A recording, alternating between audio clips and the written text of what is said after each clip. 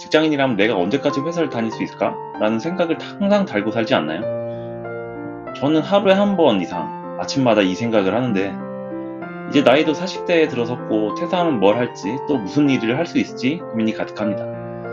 회사에서 인정받고 고가 평가에서 항상 상위 등급을 받는 그런 우수한 직원이었다면 이런 생각을 하지 않았겠지만, 아쉽게도 저는 그런 측에 속하지 못한 것 같아요. 돌이켜보면 30대는 정말 금방 지나간 것 같아요. 마치 제 인생에서 30대가 끊겨버린 그런 느낌이랄까요? 정신 차려보니 40대가 되었죠. 누구보다도 바쁘고 열정적으로 일을 했던 것 같아요. 하지만 열심히 일한다고 늘 좋은 결과가 따라오는 건 아닌 것 같아요. 그래서 지금은 선택의 기로에 있다고 생각합니다. 40대에 들어서면서 30대의 열정만으로는 안 되겠다는 생각이 들었어요. 아무리 열심히 일해도 제가 임원급으로 올라가는 것은 불가능에 가깝기 때문이죠.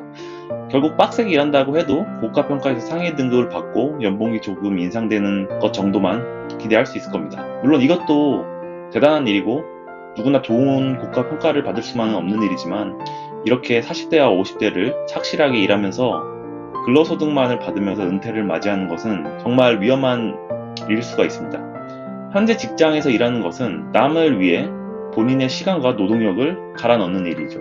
직장은 우리를 평생 따라다니는 재정 문제를 해결하기 위한 단기적인 해결책에 불과하니까요.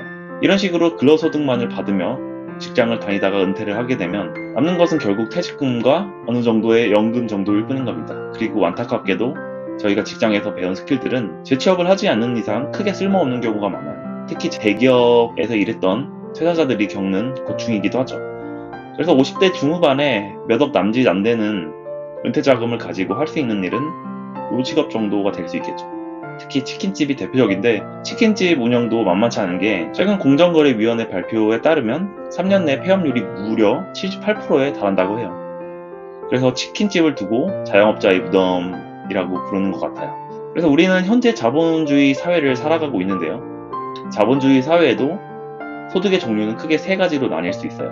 첫 번째로는 앞서 설명드린 근로소득, 두 번째는 투자소득, 그리고 셋째는 활성소득, 다른 말로 표현하면 패시브 인컴이라고 합니다. 그리고 저는 40대에 들어서면서 한 가지 결심을 했는데요. 바로 패시브 인컴을 만드는 것입니다. 패시브 인컴이란 직접적인 노동 없이도 정기적으로 발생하는 수익을 말하죠. 초기 설정은 매우 어렵지만 구축이 완료되면 시간이 지나면서 돈의 흐름이 늘어난다는 그런 특징을 가지고 있어요. 그래서 현재 저는 패시브 인컴을 구축하기 위해 몇 가지 일을 하고 있는데요. 첫 번째로는 지금 보시는 것처럼 코인크래프트라는 이름의 유튜브 채널을 운영하고 있습니다. 암호화폐와 관련된 지식을 전달하는 그런 채널인데요. 제가 암호학을 전공했고 소프트웨어 개발자로 일하고 있어서 비교적 접근이 수월했어요. 최대한 일반 사람들이 쉽게 이해할 수 있도록 양질의 콘텐츠를 제공하는 것이 목표입니다. 그래서 콘텐츠의 중요성은 날로 중요해지고 있고, 앞으로 이 콘텐츠가 자산이 되는 시대가 펼쳐지고 있죠. 그래서 우리는 하루에 아주 많은 시간을 수많은 컨텐츠를 소비하는데 사용하고 있어요. 따라서 저는 컨텐츠의 소비자가 아닌 생산자로서의 활동을 중점적으로 해보려고 합니다. 그리고 두 번째는 암호화폐 채굴을 통해서 보상을 받는 것인데요. 암호화폐 채굴은 블록체인 네트워크의 거래를 검증하고 새로운 블록을 생성하는 과정에서 받는 보상 방식입니다. 저는 지분증명 합의 메커니즘 계열에 있어서 암호화폐에서 제공하는 스테이킹 기능을 통해서 매월 일정한 수익을 얻고 있는데요. 이 방식은 전통적으로 비트코인이 사용하는 자급증명 방식과 달리 고성능의 하드웨어 장비가 필요하지 않고 초기 자본이 많이 필요하지 않아 최근 들어 많은 투자자들에게 각광받기 시작했습니다. 그래서 지분증명 방식은 투자한 암호화폐의 지분에 따라서 블록 생성에 참여할 수 있는 권한을 얻고 그에 따른 보상을 받는 구조이죠.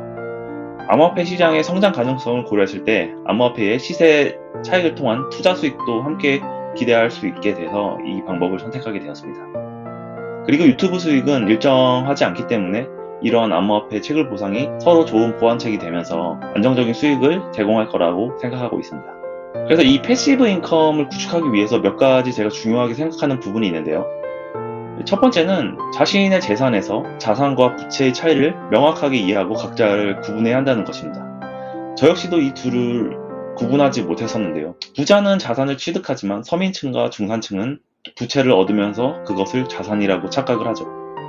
자산은 나의 주머니에 돈을 넣어주는 것입니다. 그리고 부채는 나의 주머니에서 돈을 빼가는 것이죠. 만약 여러분께서도 부자가 되고 싶다면 최우선적으로 알아야 하고 이해해야 할 것은 이게 전부입니다. 여기서 자산은 주식이나 펀드, 부동산과 같이 여러분이 직장에서 하루 종일 몸을 갈아가며 있지 않아도 스스로 소득을 창출해내는 모든 것입니다. 예를 들어 A라는 사람은 직장에서 월급을 받고 지출은 음식, 옷, 여가비, 교통비와 같은 것들이 발생합니다. 불행히도 자산은 없고 주머니에서 끊임없이 돈을 꺼내는 주택담보대출, 세금, 신용카드와 같은 부채를 가지고 있죠. 그리고 B는 직장에서의 월급뿐만 아니라 부동산 임대료, 주식 배당금 등의 형태처럼 본인의 시간을 갈아가며 노력하지 않아도 일정한 소득이 발생하죠. 즉, 이 사람은 패시브 인컴의 형태로 주머니에 돈이 채워지고 있다고 할 수 있습니다. 자가 한 채를 소유하면서 매달 관리비에 재산세를 내며 집값이 오르기만을 하염없이 기다리는 것은 자산이라고 할 수 없습니다.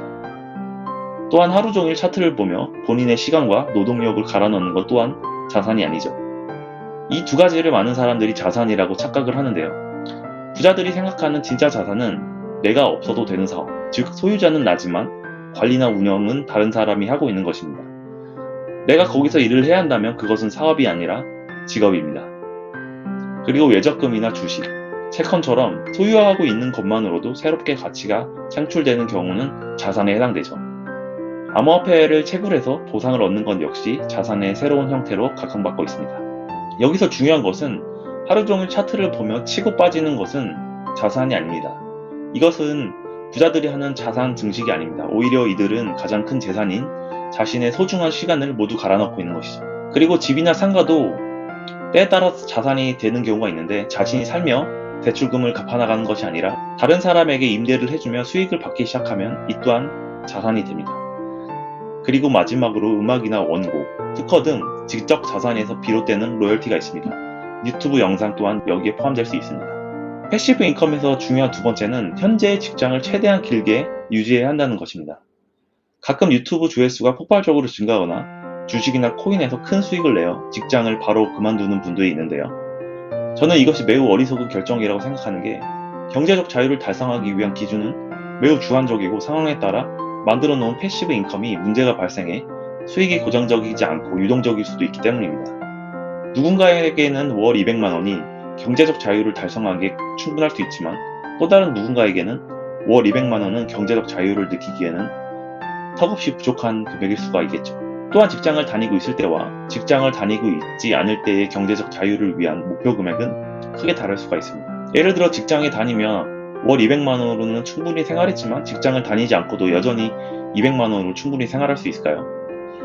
하루의 반을 직장에서 보냈지만 직장을 다니지 않으면 그 시간을 다른 활동으로 채워야 합니다. 그리고 끼니 역시 직접 해결해야 하죠. 이렇게 생활 패턴이 완전히 바뀌게 되어 생활 비용이 급격히 상승할 것입니다. 따라서 직장을 바로 그만두기보다는 길게 유지하며 상황을 보고 판단해야 하는 것이죠. 그리고 패시브 인컴을 구축하는 작업은 직장 내에서 최대한 비밀스럽고 은밀하게 진행해야 합니다. 왜냐하면 이러한 이야기를 남에게 하게 되면 자신도 모르는 사이에 업무에 소홀해지고 이는 곧 회사 생활이 매우 피곤해지는 것을 의미하죠. 그리고 주변 사람에게 이미 업무 외적인 활동에 신경 쓰고 있다는 인상을 줄 수 있기 때문에 이는 결국 악영향을 미치게 됩니다. 따라서 패시브 인컴을 구축하는 작업은 회사에서 은퇴를 하기 전까지는 최대한 조용히 아주 비밀스럽게 진행하는 것이 좋습니다. 그래서 오늘은 패시브 인컴을 주제로 제가 40대에 접어들면서 앞으로의 저의 현재 경험과 계획을 공유 드렸었는데요. 많은 분들이 40대에 이런 고민을 많이 하실 거라고 생각이 들어요. 그리고 이외로 새로운 것을 시작하기에 너무 늦었다고 이야기하시는 분들을 많이 봤는데요. 그런 생각을 할 필요가 없는 게 이런 고민을 막 사회생활을 시작하는 30대에 한다는 게 저는 더 이상하다고 생각하거든요. 그리고 40대 정도면 어느 분야이건 산전수전 경험한 베테랑들이라고 생각을 하고 이러한 사회생활의 경험치가 저는 패시브 인컴을 구축하는 데 있어서 오히려 더 큰 역할을 할 거라고 생각을 합니다. 제가 최초 방영 일로부터 한 번도 빠지지 않고 챙겨보고 있는 TV 프로그램이 있는데요. 최강야구라고 아시나요? 이 프로가 예능으로 시작했지만 현재는 지금 스포츠 다큐멘터리에 가까운 그런 프로예요. 여기에는 몬스터스라고 하는 한 외인 구단이 나오는데 팀원들이 대부분 프로야구 팀에서 은퇴한 선수들이에요. 나이대도 대부분 40대 중후반 정도이고 어떻게 보면 현재 저의 상황과 너무 흡사하다는 그런 생각을 하게 되더라고요. 이 외인 구단이 고등학교, 대학교 이런 아마추어 야구팀과 게임을 계속 하는데 체력적으로 힘에 부치는 모습도 많이 보이고 많은 챌린지에 부딪히는 모습을 볼 수 있어요. 하지만 이 선수들이 프로에서 가졌던 경험과 이 노련미로 이러한 단점을 압도하는 모습을 보이게 되죠.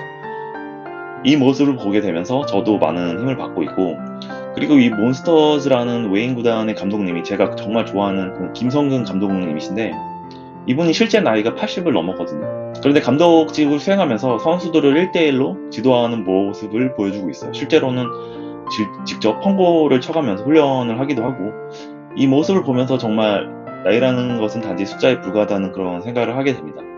그래서 김성근 감독님이 또 최근에 인생은 순간이다라는 책을 쓰셨는데, 여기에 40대를 시작하는 저희에게 아주 중요한 메시지가 있어서 이 부분을 공유 드리면서 오늘 영상을 마무리하도록 하겠습니다. 감사합니다. 이거는 인생이구나. 안 된다가 너 의식은 하나도 없이 나 잘못했구나, 나 소질 없구나 생각해본 적 일도 없이 본인이 얼마큼 노력하느냐, 얼마큼 의식하느냐 문제 같대요. 그 사람은 어디서 뭐가 있을 줄 모르는 거예요. 그러니까 하는 사람이 이게 돼 있어요. 그거로 이랬다 저랬다 나는 이러니까 이거는 절대 아무리 해도 못 이겨요. 사람한테. 사람이라고 한 거네요. 어디서 뭐가 일어날지 모르는 거예요. 그러니까 미래로 본다 어떻게 됐냐면 순간에 팍 떠올르는 이 기적이 생긴 거예요. 그러니까 인생은 순간이에요.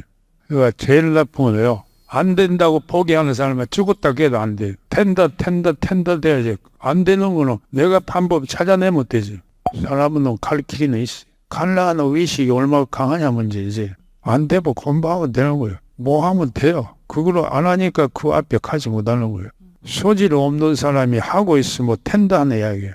소질이라고 하고는 자기가 만들어가면 존재가 될 수 있는 건데 제일 중요한 거는요. 목적이 뭐냐는 빨리 설정할 필요가 있을 것 같아요. 그리고 그 다음에 방법을 찾아야 돼요. 뭘 방법이 해서 어떤 식으로 뭘 하고 이 단계적으로 가 있으면 하다가 맥히도 또 일이 생겨요. 어떻게 보면 뭐랄까 나는 그 피하기 빨라요. 주춤하진 않아요. 할 때 딱 생각하고 바로 해버려야 돼요. 이랬다 저랬다 비교는 해보지도 않아요. 해가지고 길이 맥히면 맥힐 때 다시 그에서 길 찾아가요. 나는 뭐 그건 비약점이라고 갖고 있으면 얼마든지 앞에 갈 수 있지 않습니까? 거기서 맥히면 뭘 하느냐. 고백이 되면 돼요. 고백이 안 될 때는 맥혀요. 가만히 있어요. 움직이지 않아요. 가만히 보다가 됐다 할 때 다시 움직여요. 그러면 반드시 자기 목표 달성해요. 너 어떻게 살아가냐 하면 어떤 생각을 하냐 막 그런 생각 가지시면 길이 있지 않냐 싶어요. 어렵다 힘든다는 의식 속에서요. 나는 오히려 앞에 가는 길이 막아 있지 않냐 싶어요. 없으면 없는 대로 하면 돼요. 뭐가 있을 거예요.